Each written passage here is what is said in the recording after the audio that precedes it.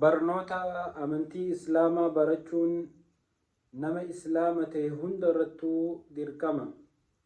Rabbi subhaanahu wa ta'aalaa qur'aana isaa qulqulluu keessatti innamaa yakhsha Allaha min cibaadihi al-culamaa, gabrootan akkaan rabbi sodaatan warra cilmii qaban, warra cilmii kannamee jan.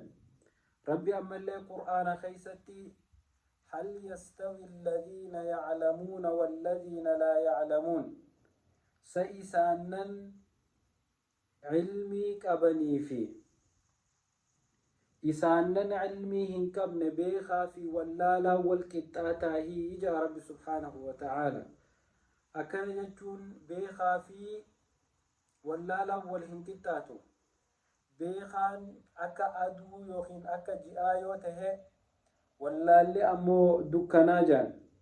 Beekumsi ifaadha, wallaalli dukkana.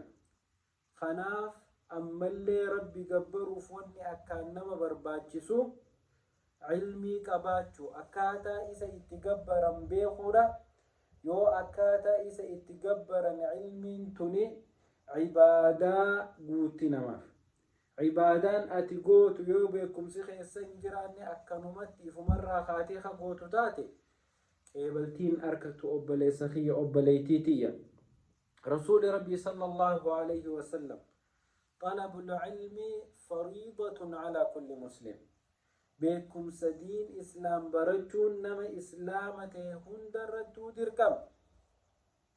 نمني ربي بيخون إرجما إفي بيخون أمنتي إفي بيخوني أمنتي نساقو التمت.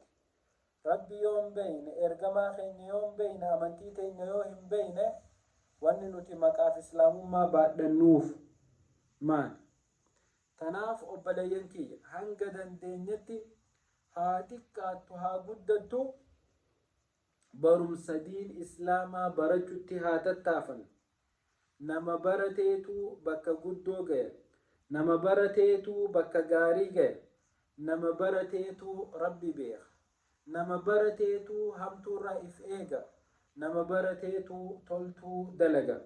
Yoo beekumsi keessa hin jiraanne addunyaan tun guutuun akka dukkanaati. Tanaaf obboleeyyan beekumsa barbaaduu irratti tattaaffii haa goonuu, haa carraaynu, rabbi haa beeynu, amantii teenya haa beeynu, ergamaa keenya haa beeynu. Al-ilmu min al-mahdi ila al-lahdi.